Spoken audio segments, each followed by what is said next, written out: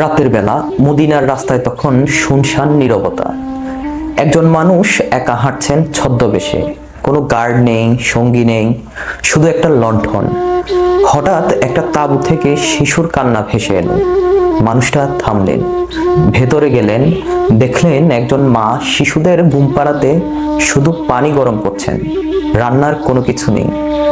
সেই মানুষটা তখন সেই মুহূর্তে গেলেন বাজারে, নিজের কাঁধে বহন করে আনলেন আটা, তেল, খেজুর, নিজে রান্না করলেন এবং সেই পরিবারকে খাওয়ালেন। এই মানুষটার নাম ছিল উমর ইবনে আল খাত্তাব। তখন তিনি সাম্রাজ্যের সর্বোচ্চ ক্ষমতার অধিকারী, আমিরুল মোমিনিন। আজকের প্রশ্ন হলো, শাসন কি পাওয়ার নাকি দায়িত্ব? ইতিহাসে এমন মানুষ খুব কম আছে যিনি একসময় ইসলামের সবচেয়ে বড় শত্রু ছিলেন এবং পরে তার সেরা রক্ষক হয়ে উঠলেন। উমর ইবনে আল খাত্তাব, তার জন্ম আনুমানিক 584 খ্রিস্টাব্দে মক্কার কুরাইশ গোত্রে। শৈশব থেকে তিনি মল্লযুদ্ধ, ঘোড়ায় চড়া, কবিতা এবং বিরল সুযোগ পড়তেও লিখতে পারতেন।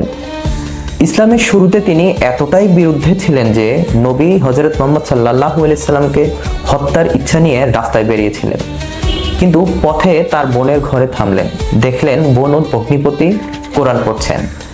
রাগে আঘাত করলেন, রক্ত দেখলেন, তারপর থামলেন। সেই কোরআনের পাতা হাতে নিলেন এবং পড়লেন। সেদিন থেকে উমর বদলে গেলেন। নবী সাল্লাল্লাহু আলাইহি সাল্লাম তাকে উপাধি দিলেন আল ফারুক, অর্থাৎ সত্য ও মিথ্যার মধ্যে পার্থক্যকারী। 634 সালে আবু বকর রাদিয়াল্লাহু তাআলা আনহু এর মৃত্যুর পর উমর হলেন দ্বিতীয় খলিফা। তার শাসনকাল মাত্র 10 বছর ছিল, 634 থেকে 644 সাল। কিন্তু সেই 10 বছরে তিনি যা গড়লেন তা আজও আমাদের শেখায়। 637 সাল, জেরুজালেম মুসলিম বাহিনীর সামনে আত্মসমর্পণ করতে প্রস্তুত। কিন্তু শর্ত ছিল একটাই। প্যাট্রিয়ার্ক সর্পনিয়াস বলেছেন তিনি শুধুমাত্র স্বয়ং খলিফার কাছে শহর হস্তান্তর করবেন। উমর মদিনা থেকে রওনা দিলেন, সঙ্গে নিলেন 1000 সৈন্য, রাজকীয় পোশাক, কিন্তু না, সঙ্গে ছিল মাত্র একজন সেবক আর একটি উট। পুরো পথে তারা পালাক্রমে উঠে চড়লেন, বিজয়ীর মতো নয় বরং পথচারীর মতো। জেরুজালেমের সামনে পৌঁছানোর সময় উঠেছিলেন সেবক, উমর হাঁটছিলেন। প্যাট্রিয়ার্ক সর্পনিয়াস সেই দৃশ্য দেখে অবাক। এই মানুষটাই পারস্য ও রোমের সুপার পাওয়ার পরাজিত করেছেন, হেঁটে আসছেন। ইতিহাস বলে, সর্পনিয়াস বললেন, এই দৃশ্য আগে কোনো বিজেতার মধ্যে দেখিনি। ভাবুন, আজকের একজন নেতা বিজয়ের পরে কি কি করেন, 100 গাড়ির কনভয়, নিরাপত্তার ঘেরাটোপ। কিন্তু উমর বললেন, ক্ষমতা গৌরবের জন্য নয়, বরং ক্ষমতা হলো সেবার জন্য। ইজিপ্টের গভর্নর ওমর ইবনে আল আস একজন অত্যন্ত প্রভাবশালী সেনাপতি। একদিন তার ছেলে একজন কপ্টিক খ্রিস্টান নাগরিককে আঘাত করলেন শুধুমাত্র গর্ব থেকে। সেই খ্রিস্টান কি করলেন? মেনে নিলেন না। তিনি মদিনাতে গেলেন সরাসরি খলিফার কাছে। উমর শুনলেন এবং বিচার করলেন এবং সেই খ্রিস্টানকে বললেন, তুমি ওমরের ছেলেকে একইভাবে আঘাত করার অধিকার রাখো। তারপর ওমর ইবনে আল আসকে ডেকে বললেন সেই ঐতিহাসিক বাক্য, মেতাসলেতুম আন-নাসা আবিদান ওয়াকাত ওয়ালাদাতাহুম উম্মাহাতুহুম আহারারান। অর্থ, তোমরা কবে থেকে মানুষকে দাস বানালে অথচ তাদের মা তাদের স্বাধীন জন্ম দিয়েছে। এই উক্তি আজও হিউম্যান রাইটস ডিসকোর্স এ সাইট করা হয়।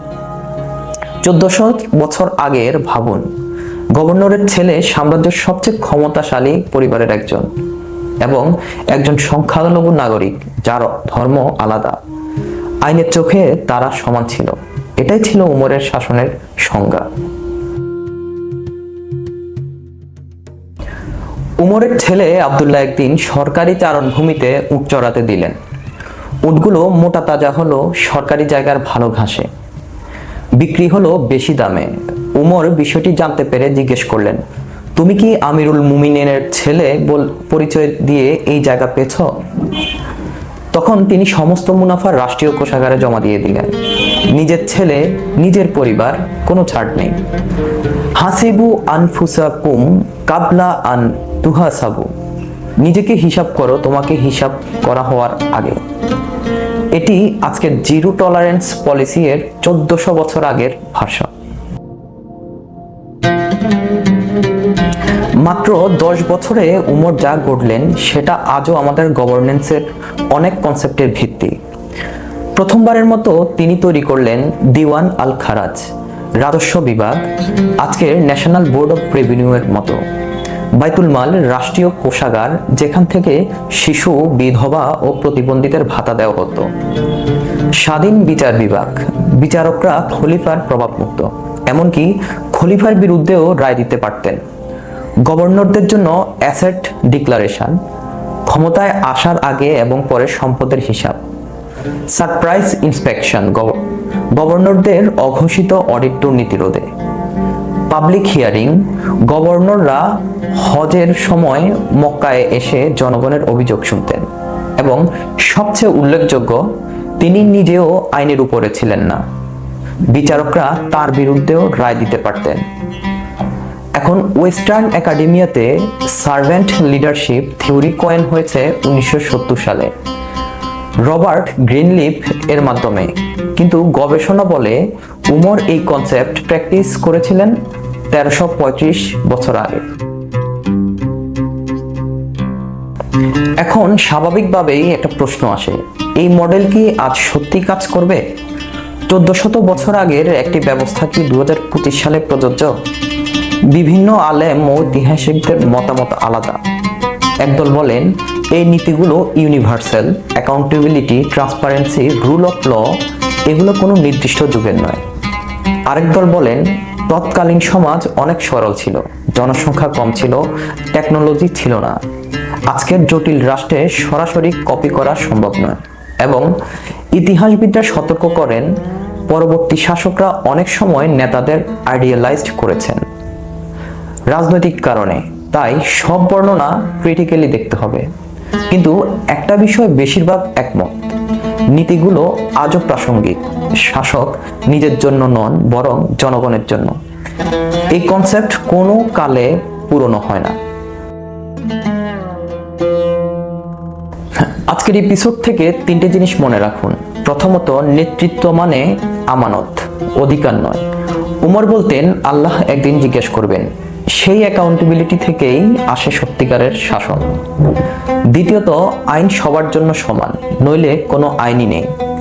গভর্নরের ছেলে হোক বা সংখ্যালঘু নাগরিক, আইনের চোখে সবাই সমান। তৃতীয়ত, নিজের পরিবার থেকে শুরু করো, দুর্নীতির বিরুদ্ধে লড়াই শুরু হয় নিজের দরজা থেকে। Philip হিত্তি history of the Arabs বইয়ে লিখেছেন, উমরের জীবন দেখায় তিনি ছিলেন প্রবল মেধাবী, অনমনীয় সততার এবং কঠোর ন্যায় বিচারের মানুষ। তার একটাই পোশাক ছিল তালি দেওয়া, ঘুমাতেন খেজুর পাতার বিছানায়। এই দরিদ্রতা কিন্তু কোনো দরিদ্রতা ছিল না, এটা ছিল চয়েস। আজকে আমরা দেখলাম 1400 বছর আগে একজন মানুষ কিভাবে শাসনকে সংজ্ঞায়িত করেছিলেন। কোনো প্রাসাদ ছিল না, কোনো কনভয় ছিল না, ছিল শুধু দায়িত্ব। আপনাদের জন্য আজকের প্রশ্ন, আপনার মতে আজকের বাংলাদেশে উমরের এই 3টি নীতি, accountability, rule of law, self accountability কতটুকু দেখতে পান? কমেন্টে জানান। পরের এপিসোডে আমরা দেখব আবু বকর রাদিয়াল্লাহু তাআলা আনহু ক্ষমতায় এসে প্রথম বক্তৃতায় কি বললেন এবং কেন সেই কথাগুলো আজও রিলেভেন্ট। পছন্দ হলে আমার চ্যানেলটি সাবস্ক্রাইব করুন, বেল আইকন চাপুন এবং এই সিরিজটা কারোর সাথে শেয়ার করুন যিনি গভর্নেন্স নিয়ে ভাবেন। ধন্যবাদ।